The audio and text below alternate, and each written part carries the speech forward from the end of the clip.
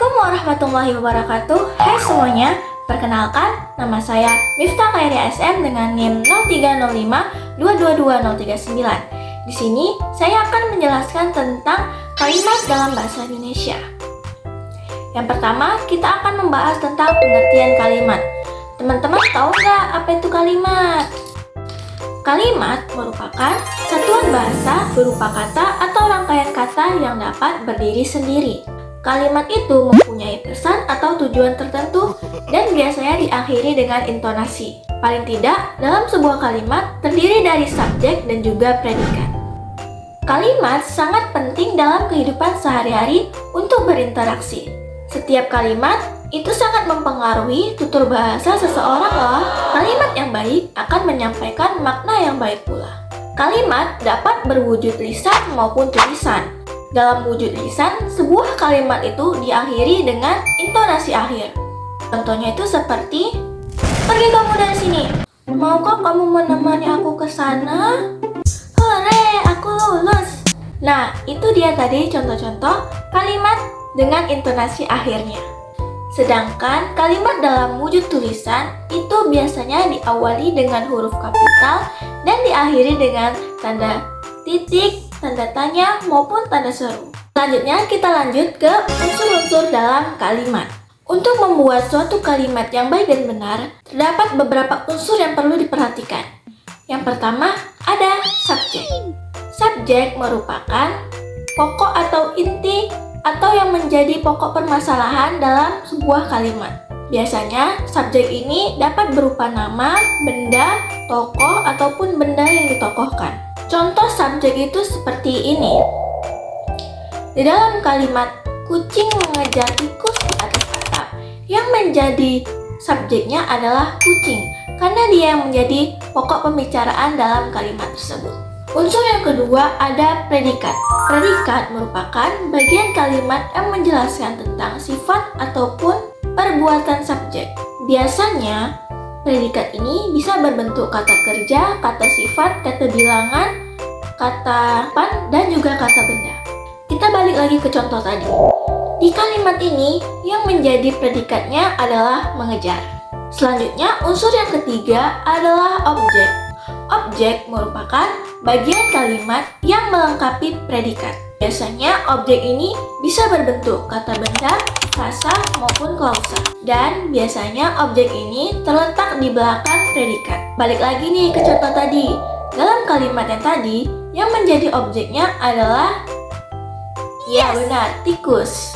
Unsur yang keempat adalah pelengkap. Pelengkap merupakan bagian kalimat yang berfungsi untuk melengkapi predikat. Unsur pelengkap ini hampir sama loh dengan objek. Bedanya, kalau pelengkap diubah menjadi kalimat pasif, dia itu tidak bisa dibuat menjadi subjek. Sedangkan kalau unsur objek dibuat ke kalimat pasif, dia bisa dibuat menjadi subjek. Contoh pelengkap itu seperti ini. Di dalam kalimat ini, yang menjadi pelengkapnya adalah Indonesia dan Undang-Undang Dasar 1945. Dan unsur yang kelima ada keterangan. Keterangan merupakan bagian kalimat yang berfungsi untuk menerangkan lebih lanjut tentang subjek, objek, dan juga predikat. Unsur pelengkap ini bisa diletakkan di mana aja loh, bisa di awal, tengah, maupun di akhir. Terdapat beberapa macam keterangan. Yang pertama ada keterangan tempat, kemudian keterangan waktu, keterangan alat, keterangan tujuan, keterangan cara, keterangan peserta, keterangan simulatif, keterangan sebab, dan keterangan kesalingan. Oke, lanjut kita masuk ke pola dasar kalimat. Jadi, struktur kalimat dalam bahasa Indonesia itu dikelompokkan menjadi 6. Yang pertama, ada kalimat tipe dasar SP atau subjek predikat.